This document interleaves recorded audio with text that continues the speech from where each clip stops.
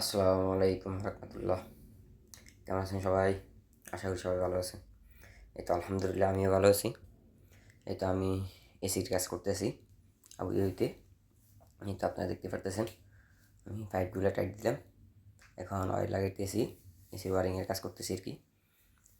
এই তো আপনারা দেখতে পারতেছেন আমি তার কাজ করতেছি এখন। এই তো আমার ফেসবুক পেজটা একটা ফলো দিয়ে পাশে থাকবেন, আর লাইক শেয়ার কমেন্ট করবেন।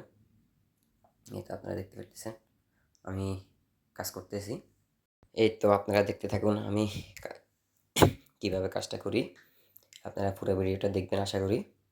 দেখতে থাকুন আমি কীভাবে এগুলোর কাজ করতেছি।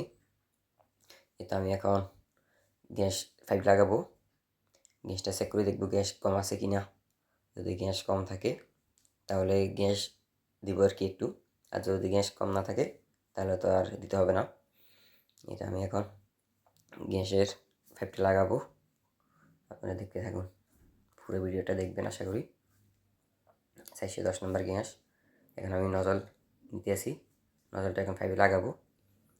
নজলটা লাগাবার পরে পাইপের ভিতরে গ্যাস পাইপে ভিতরে হোস পাইপটা লাগাবো। এখন এই তো আপনারা দেখতে থাকুন আমার কাজটা, আমি কাজটা কীভাবে করি দেখতে থাকুন সবাই। আশা করি সবাই আমার ফেসবুক পেজটা একটা ফলো দিয়ে পাশে থাকবেন, আর লাইক শেয়ার কমেন্ট করবেন। এটা এখন আমার পাইপ লাগানো অলরেডি শেষ, আমি গ্যাস ছাড়তেছি। গ্যাসটা লক ছিল আর কি, তো গ্যাসটা আমি এখন ছাড়লাম।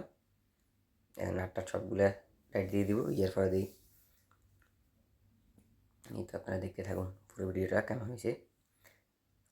এটা এখন আমি কাভারটা ফিটিং করব, কাভারটা ফিটিং করার পর আমি এসিটা চালু দিয়ে দিব আর কি।